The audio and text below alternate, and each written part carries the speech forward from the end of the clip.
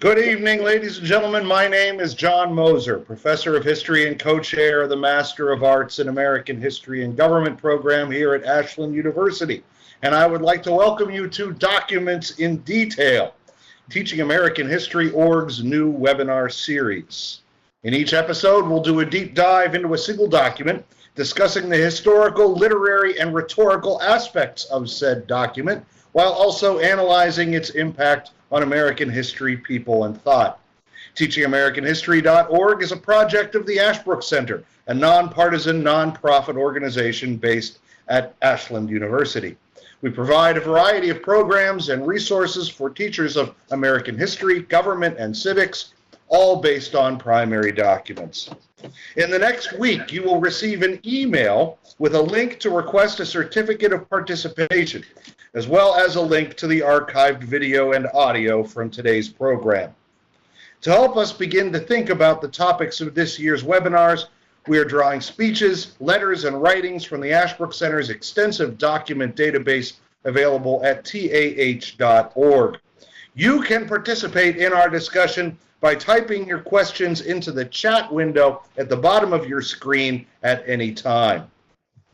The subject of today's program is George Washington's farewell address, and to help discuss it today are Dr. Todd Estes, professor of history at Oakland University, and Dr. Robert M.S. McDonald, professor of history at the United States Military Academy at West Point. Gentlemen, welcome to Documents in Detail. Glad you could be with us this evening. Thank you, John. Let me start by throwing out just a very general question. Why all the attention paid to Washington's farewell address? I mean, you know, we've had 45 presidents. We're in the midst of our 45th president. Some of them have farewell addresses that have gone down in history, but none more so than George Washington's. Why? What's so important about this? Whichever of you would like to go first. Well, I'll jump in and start. I think, first of all, like everything Washington did, this potentially created a precedent. Obviously, no one had done this before. Not all presidents, as you noted, subsequently have also done this. But I think what makes this so powerful, I think, and important, is that it's the first time this president, who has come under heavy fire and criticism in the previous year over the Jay Treaty debate and some other issues, is speaking to the nation now about two important things: political parties and foreign policy. And I think because he still has a tremendous amount of influence and power, I think this address is his opportunity to both kind of shape the 8 years he's been president, and also, I think, try to chart some courses for what he hopes the country will do over the next 4 and 8 years and well into the future. Okay. Professor McDonald. Sure. Yeah, I would agree entirely with what Todd has said. And I guess I would add just a couple things more. You know, all the founding fathers, I think no one more than George Washington possesses the power to unite Americans. He really was, to borrow some language from a professor named Ralph Ketchum, a president above party. He tried to hold himself above the political fray of the 1790s that erupted between Hamilton and the Federalists and Jefferson and the Republicans. And so I think all Americans, certainly nearly all Americans, still respected George Washington, still he wanted to heed his words and his warnings. And indeed, my understanding is that the farewell address was printed more often in the early years of the Republic than even the Declaration of Independence. So, you know, as famous a document as it is today, I think in the 19th century, it was even more so. Okay. Who is really the audience here? I mean, obviously, in one sense, he wants to reach the nation, but who in particular do you suppose Washington really hopes is listening? I mean, it's a nice question. I'll butt in unless Todd wants to take it first. No, go ahead. It's very interesting too, because when you think about it, the person who wrote the version 1.0 of the farewell address at the end of Washington's first term, when he was contemplating not standing for a second, was James Madison. And the man who wrote version 2.0, the one that we see before us, is Alexander Hamilton. And you could almost not envision a better assignment for two partisans than to draft a document which, among other things, urges against partisanship.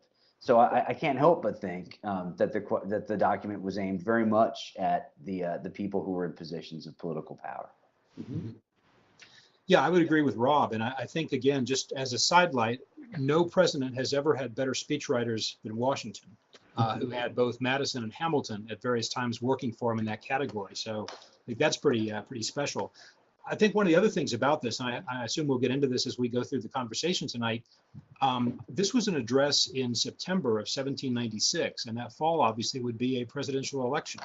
And so I think in many ways, not only because of the specifics of the text, but in many ways, I think the audience here would be the American public, but particularly the American voting public, people who might be electors, people who might be choosing electors, because this is a message, again, that I think, as we'll talk some more tonight, has something very direct to say about the 1796 presidential election, even as it purports to be a sort of grand paper on entangling alliances and foreign policy and things like that, and the nation's future. So I think one of the great things about this address, actually to go back to your first question as well, is it does so many things. I mean, it's a long document, but it is something that just covers so much ground.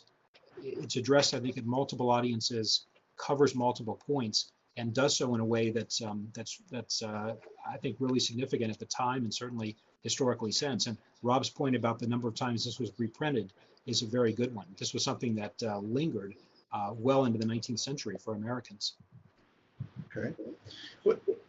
Given that this document was written by Hamilton, going back to a comment that both of you made, that Washington was very much regarded as a man above party, couldn't it be said he was Hamilton's man at this point?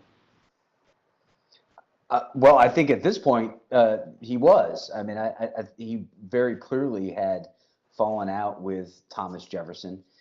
It's interesting to point out that both Jefferson and Hamilton are former members of Washington's cabinet by this point, but he still very much is in touch with Alexander Hamilton, with whose policies he, tended to agree more often than he did with those of Thomas Jefferson. Not to belabor the point, but there was some real bad blood between Thomas Jefferson and George Washington by 1796. Washington had been savaged in Republican newspapers, including by writers who were essentially sponsored by Thomas Jefferson. Jefferson had not revealed fully to Washington the extent of his involvement in this partisan newspaper politics, and Washington was onto him, and I think felt betrayed and to a certain degree stabbed in the back. Mm-hmm. So we could continue that as we continue our discussion, but I guess I'll pass things over to Todd. Okay. Yeah, I really think that by the middle years of his second term in office, I would argue that Washington has become a hardcore Federalist in the sense that he is really frustrated and furious with the Republican press. He's upset with Republicans in Congress. He's disappointed in Jefferson, disappointed in Madison. He and Madison really have a serious break over the Jay Treaty. They had been very, very close friends, obviously. I'm sure most of the teachers on this program who have done Ashbrook programs in the past know how central that relationship was between Madison and Washington in bringing about the Constitutional Convention, and then in the Constitution itself, and then throughout ratification. But they really split badly over the Jay Treaty. I don't think they ever, if I recall right, either socialized together or even saw each other after that time in 1795 and 96. So I think by the second half of his second term in office, Washington is, whatever he's saying, I think he's behaving like a clear partisan, not necessarily a party leader, but he has clearly chosen sides, and he's clearly chosen Hamilton's side. And I think Jefferson and Madison both have realized this by now, and that's part of the reality that they have to deal with. Oh, and directly to this point, Larry Fada asks, is my understanding that Washington wrote a first draft that was loaded with vitriol against the Democratic Republicans, Jefferson in particular, and that Hamilton actually softened it, or at least made it more political than personal. Is there truth to that?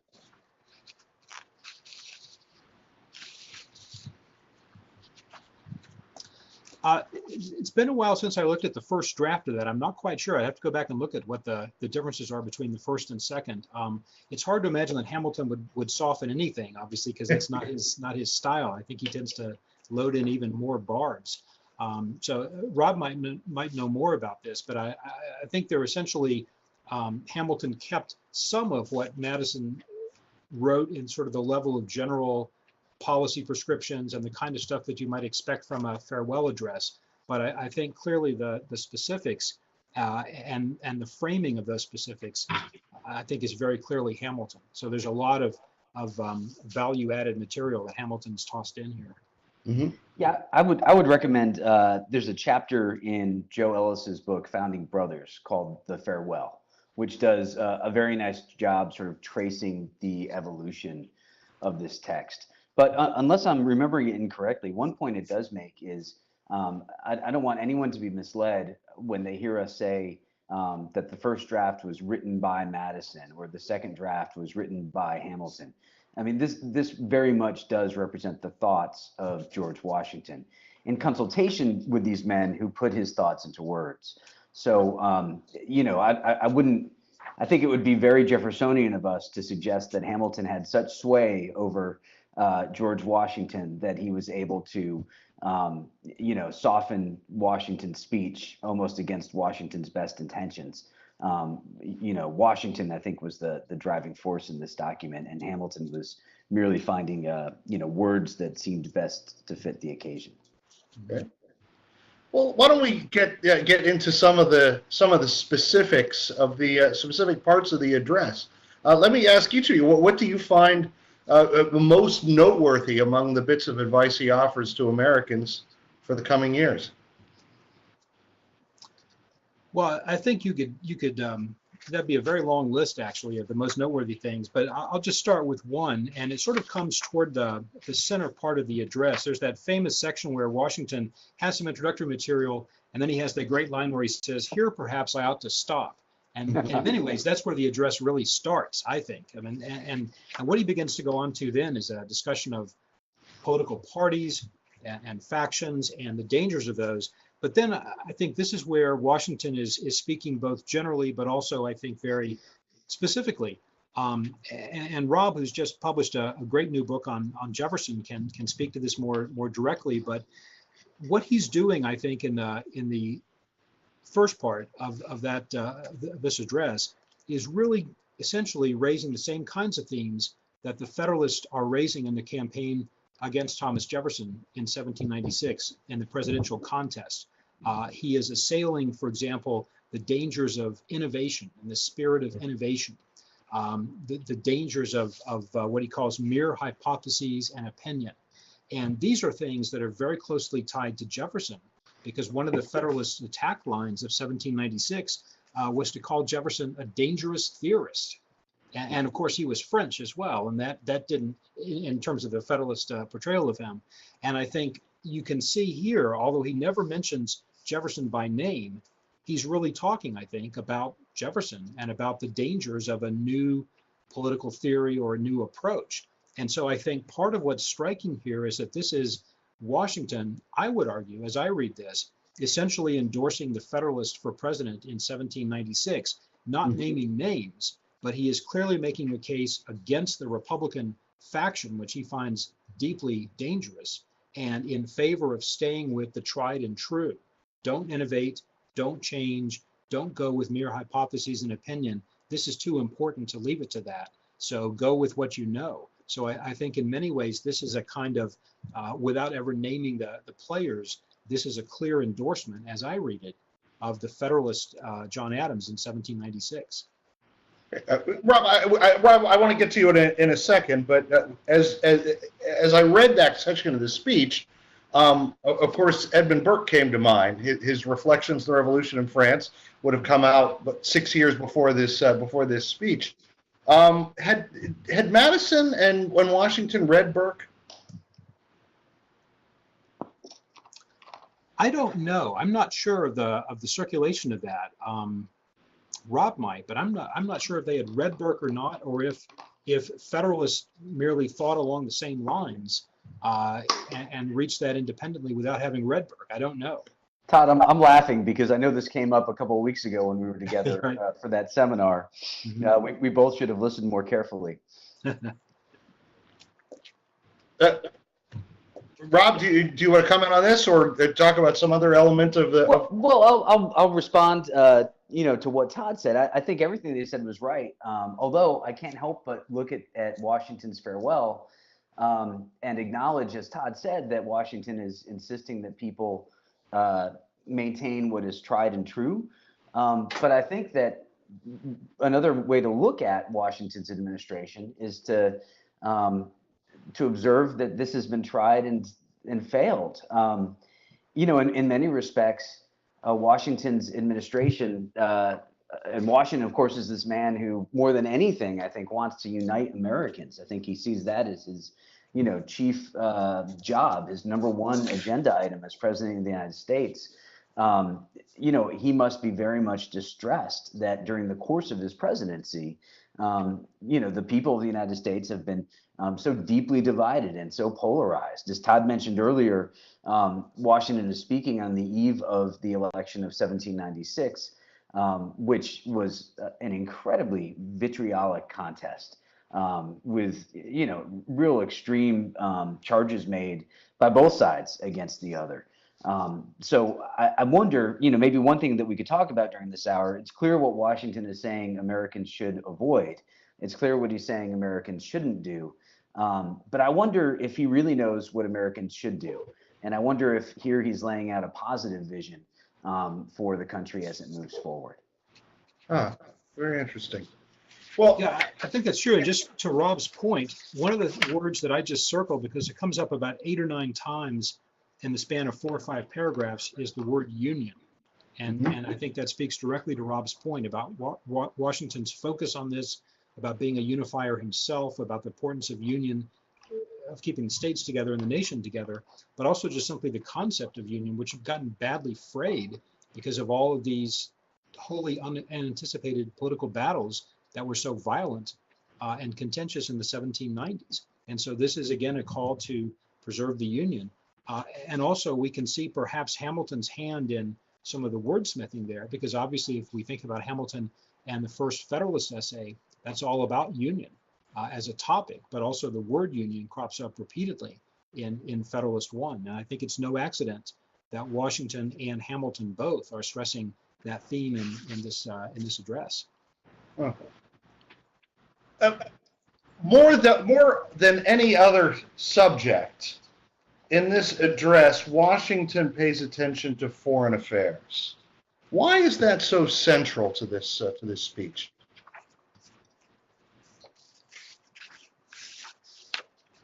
Well, I think it's in part because of what has happened politically on the domestic front in the 1790s. The French Revolution was, at this point, spinning out of control.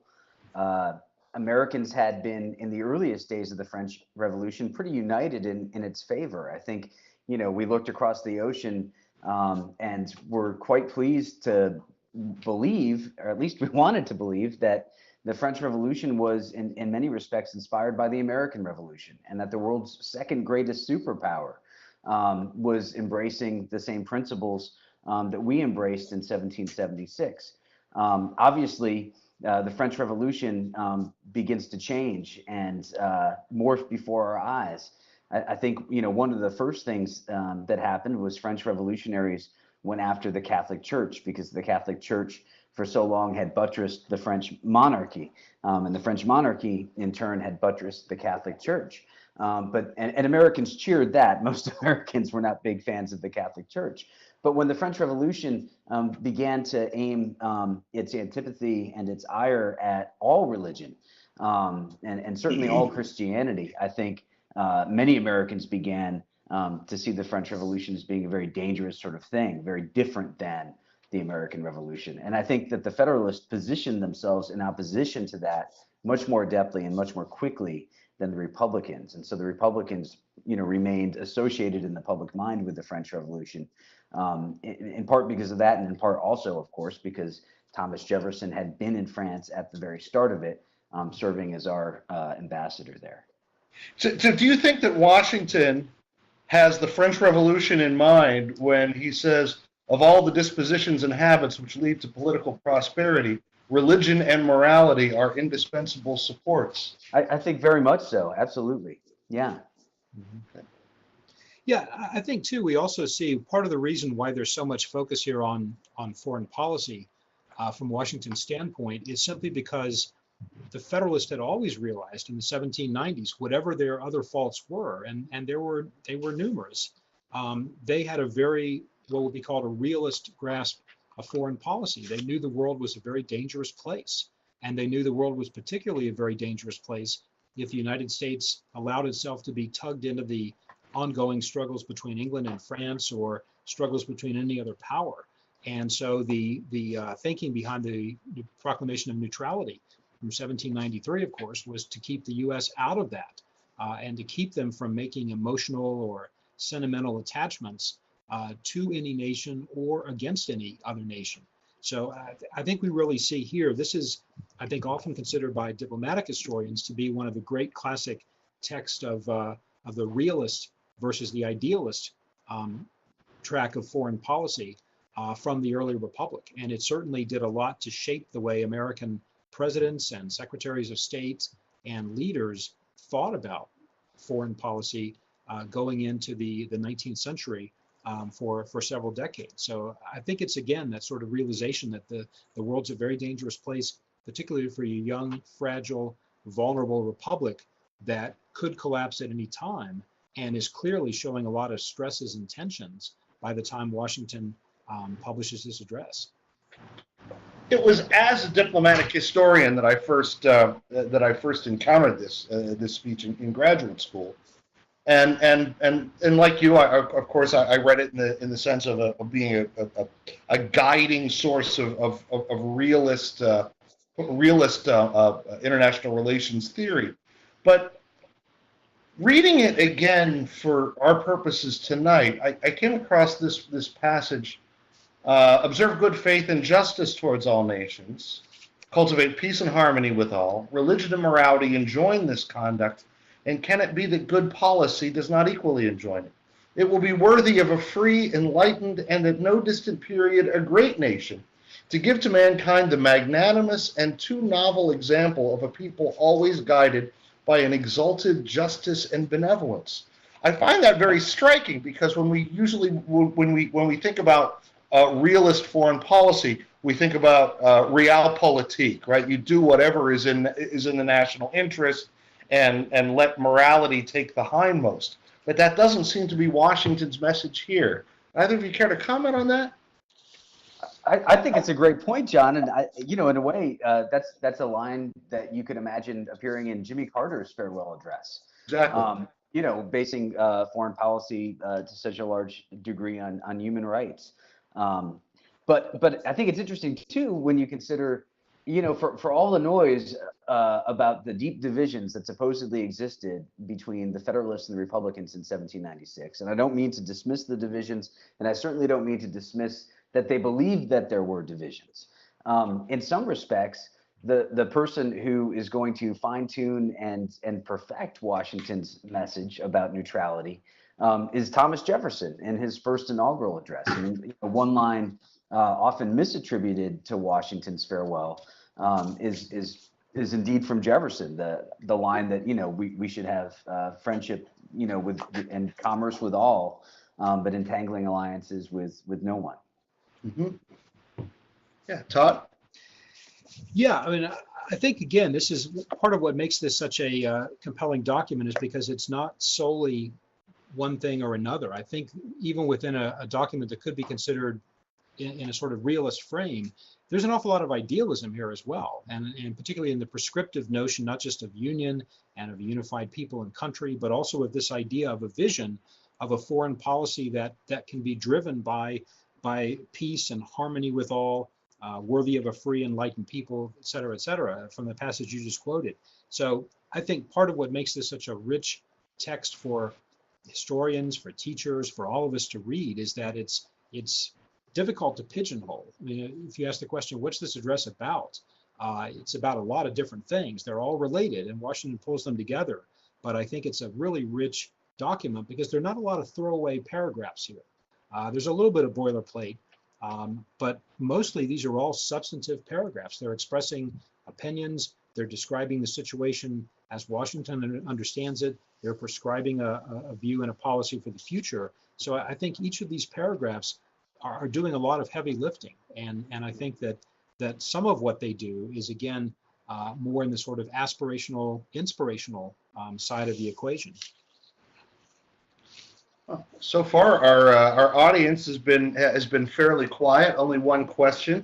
I'd like to talk about his discussion of why the United States should avoid the spirit of party. Certainly, no one knew better than Washington the extent to which the spirit of party had already taken hold by the end of his administration. Do you think Washington really supposed it was possible to avoid that spirit, or to put it back in the bottle once it had been unleashed? Yeah, it's a great question because it goes to this whole question of parties and faction, and are they the same things, and did people mean the same things when they use those terms, and was there any way once party competition got unleashed, that you could ever, as you said, put it back in the bottle?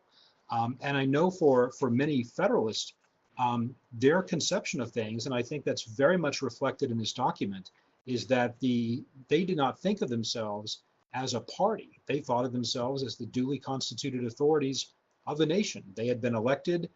Those who had been elected sometimes appointed other people, again, all duly constitutionally. They were governing the nation, and they believed that what Jefferson, what Madison, what their political lieutenants like John Beckley and others were doing was really just not only unfair, but it didn't fit. It didn't fit in their conception of how things should be. So the danger here, I think, and the idea that Washington has is we have to save the country from what the other guys are doing. They're the party, we're not. And we clearly see here there is, in Washington's mind, no acceptance of this two-party system, no acceptance of the legitimacy of parties, no acceptance of the legitimacy of opposition, because he doesn't even conceptualize the Federalists as a party so much as he does as the government. And again, when he says, let's not innovate, let's not bring the other side into power, he wants to preserve that Federalist mode of governing and mode of operating here. So I really think that's what he's doing. And he hasn't made that conceptual leap that will allow him, and many other Federalists as well, have not made that leap that will allow them to see parties as being in any way beneficial. They have to be stamped out. And of course, when they have the opportunity to try to do so in 1798 with the Alien Act and the Sedition Act, that's exactly what Federalists try to do: destroy the Republican Party by cracking down on their voters and by shutting down their newspapers. So the spirit of party could be compared to BO. It's something you only notice in other people, not yourself. Rob, do you have anything on this? Yeah, I mean, I think I agree entirely with Todd, and I would add only that, because of the newness of all of this, there is no understanding that partisanship will be a normal thing. It's kind of a bizarre thing as far as George Washington is concerned.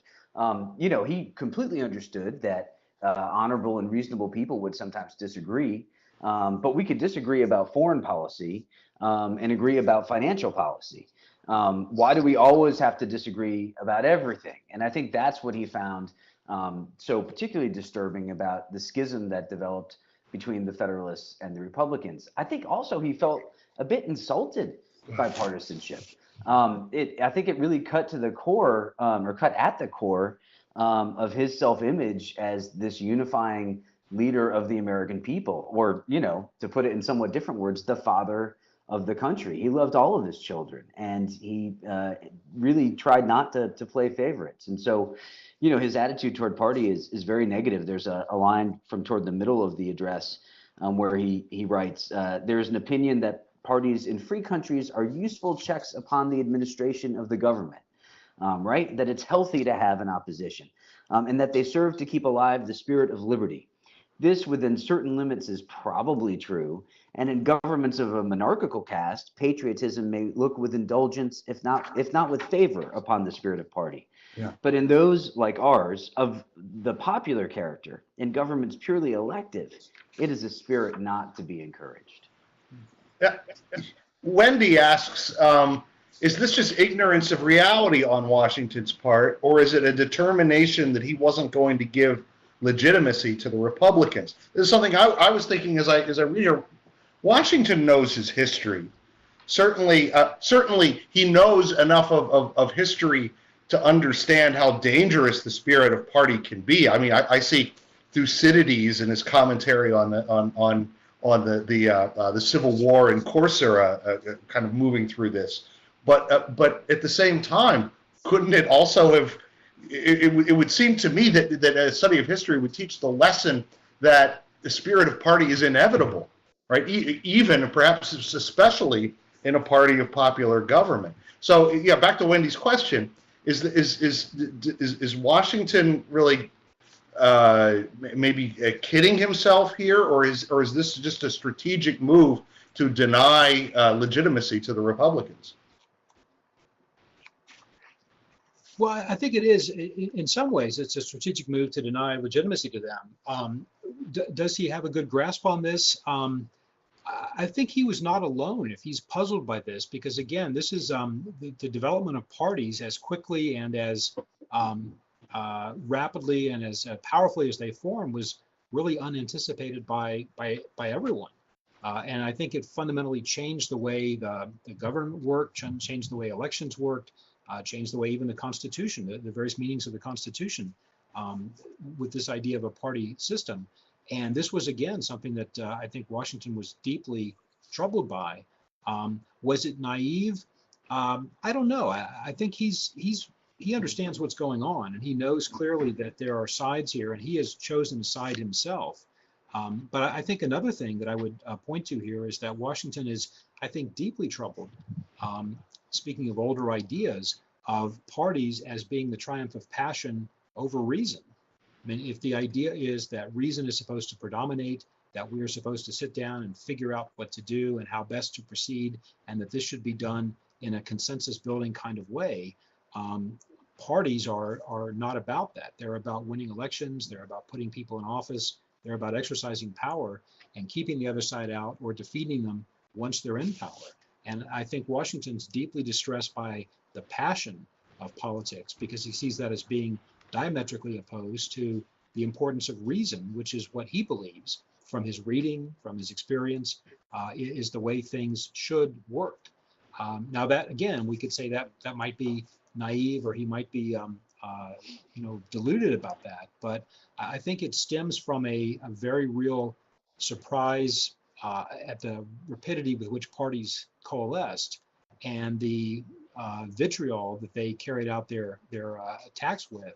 And I think it speaks to Washington's, as Rob noted at the start of the program, Washington's desire to unify, to have a unified nation, and to sort of put these passions at bay. So I think that's part of what's going on here for him as well. I would just add, in response to Wendy's question, that one of the things that struck me in reading the address was the prevalence of the language of classical republicanism. Mm-hmm. So I'm putting a lowercase r on that, and it is the philosophy from which both Federalist and capital R Jeffersonian Republicans drew, or at least claimed to draw. And it emphasized principles like virtue, like self-sacrifice, like wisdom and disinterestedness. The idea was that reasonable people, to use a word that Todd used many times, people who are reasonable can come together and compromise for the common good. Whereas partisanship is envisioned by George Washington as a much more competitive winner-take-all sort of system. And of course, Washington writes about the dangers of party, how one party will get in power and essentially tyrannize the other. And then the pendulum will swing and fortunes will reverse themselves. And this just isn't way to live in a free country, not if we're going to remain united.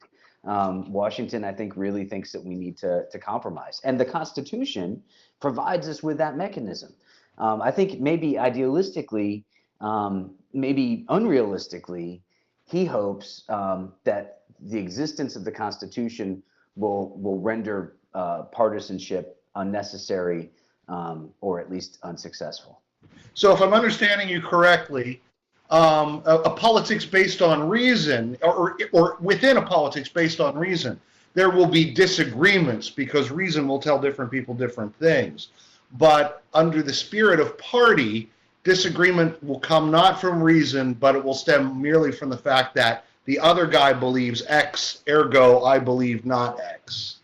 Yeah, I think so. And when you think about when Washington writes about what unites Americans, he cites religion and manners and habits and political principles.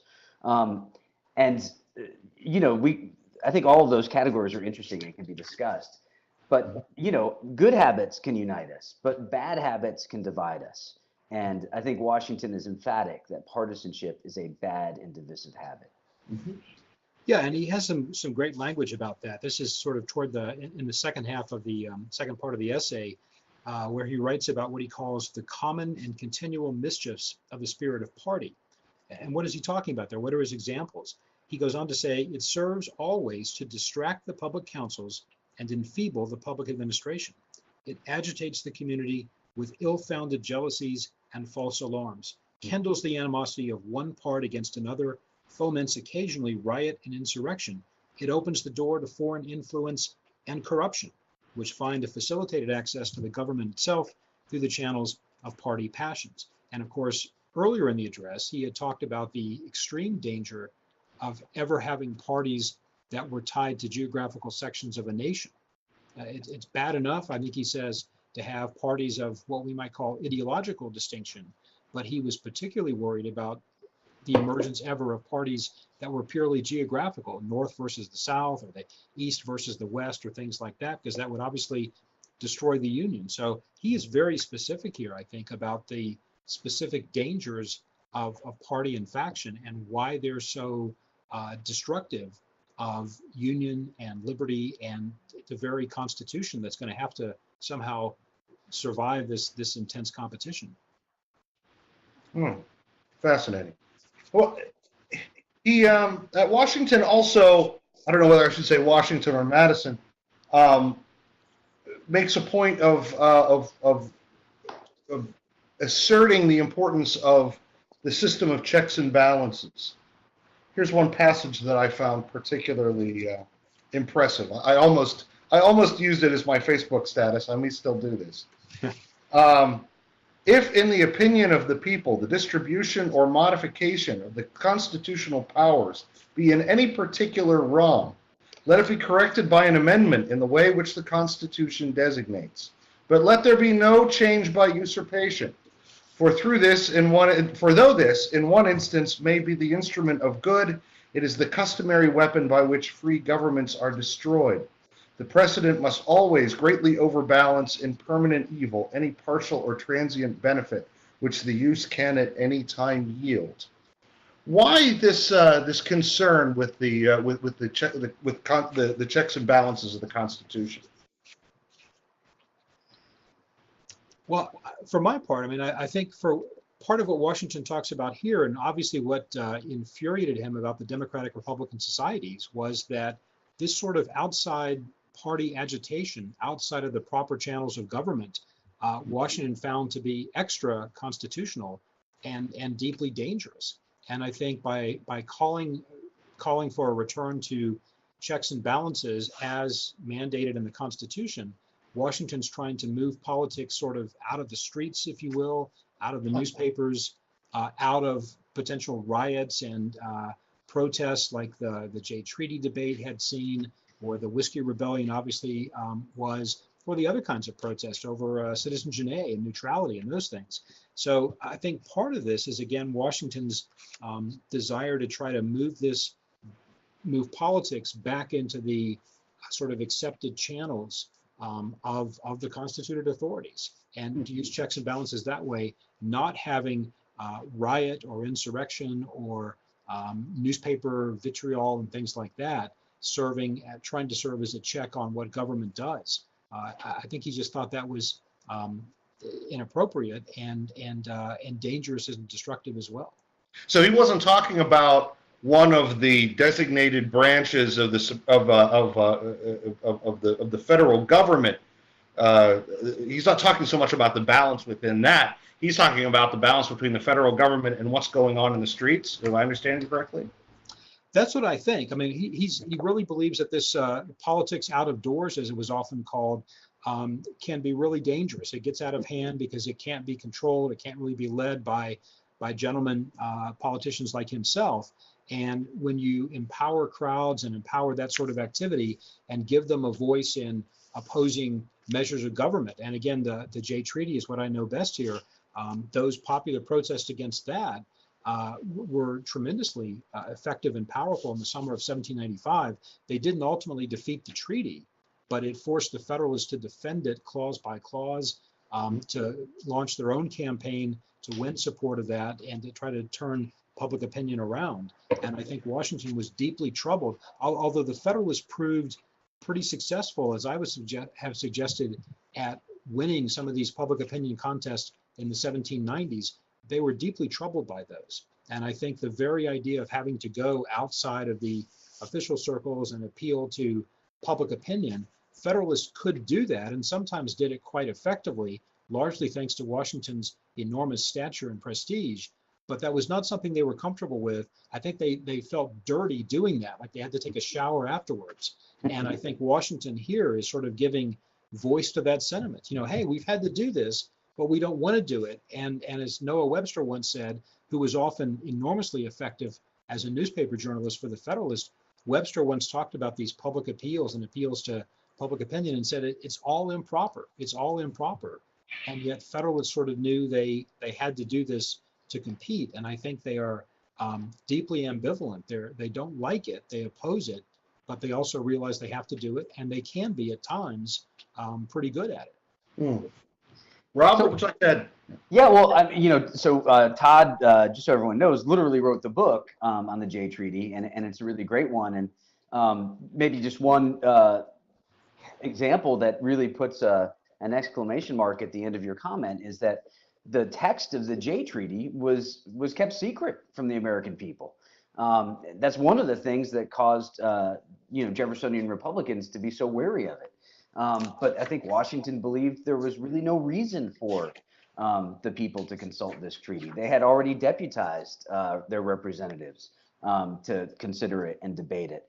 I think one of the points that we're getting at is one that is maybe most difficult for the students we teach to understand. I'm guessing that Todd has had some of the same experiences that I have. Democracy, which is a word that we warmly embrace today, is a concept that is very fearful among the members of the founding generation, maybe especially among the Federalists. The notion that the people would be a part of the government, that they would be informing and providing input on a regular basis by writing letters or engaging in petitions or in protests, I think was really looked down upon by many people in power because they, as Todd said, feared the mob.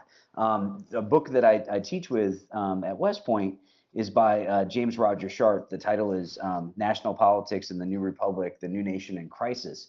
And one of the points that Roger Sharp makes is, Washington sort of believed that the people should speak out on one day, and that was election day. And otherwise, by and large, they should trust the people they elected. Okay. Well, we have another question from the group. What was the public response to this speech? Obviously, there are large-scale divisions already occurring within the country. Did this sort of calm troubled waters? Did it rile people up? What generally was the response?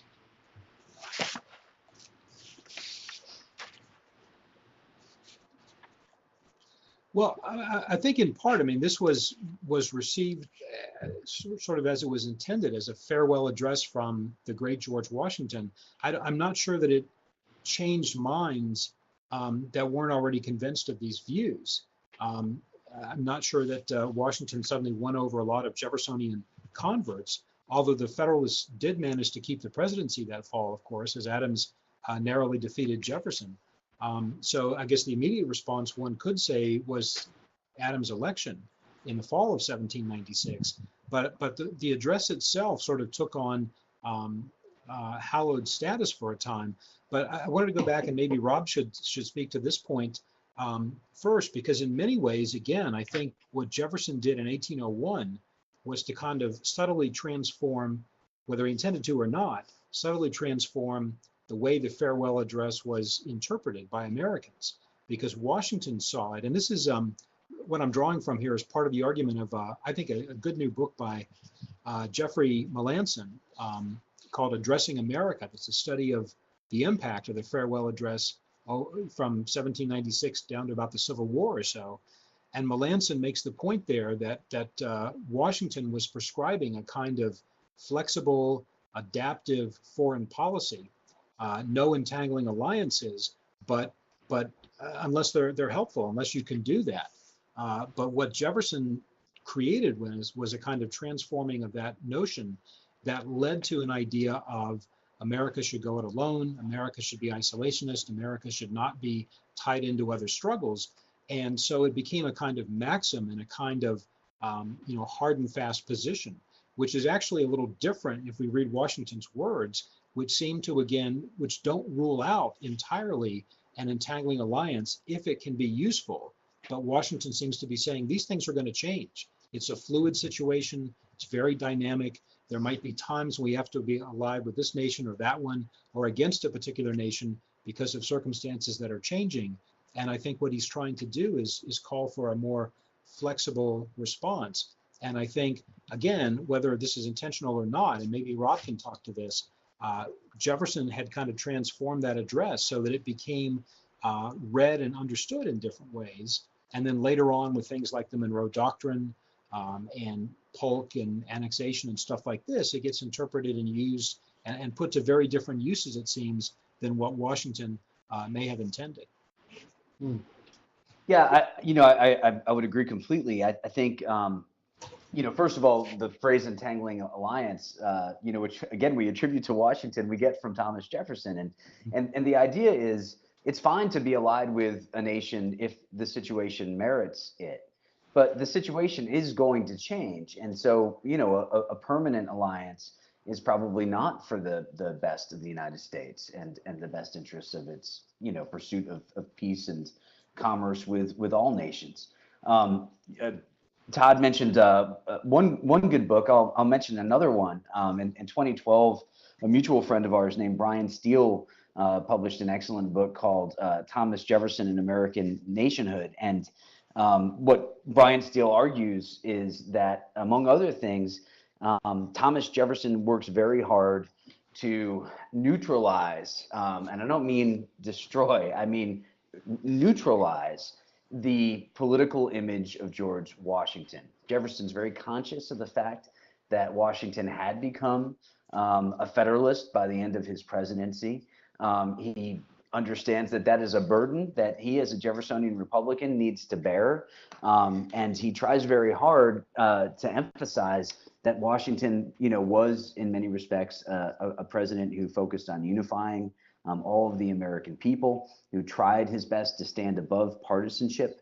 And I think it's interesting that we should see Jefferson overtly embracing, some of Washington's most, by 1801, his most famous pronouncements in his own inaugural address.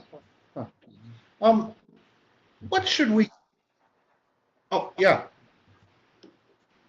What should we take away from the farewell address today? Right? To what extent could we see Washington as speaking to Americans in the early 21st century?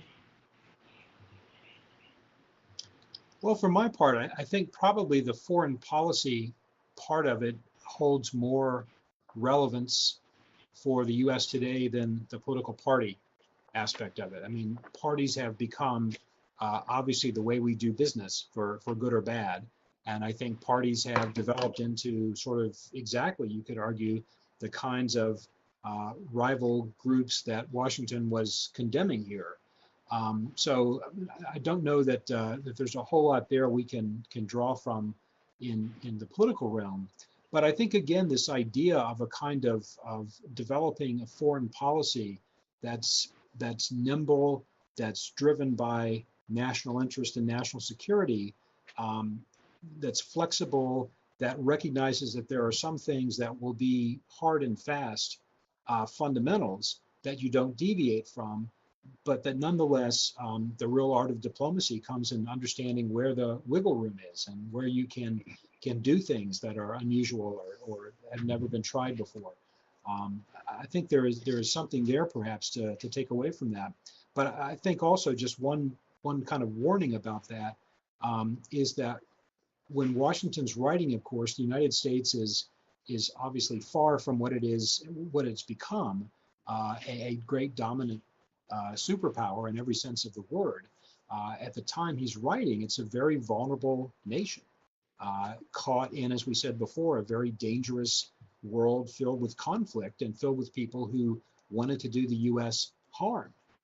And there are still obviously nations and entities that want to do the U.S. harm today. The U.S. has a far greater capacity in some respects to respond to that than before.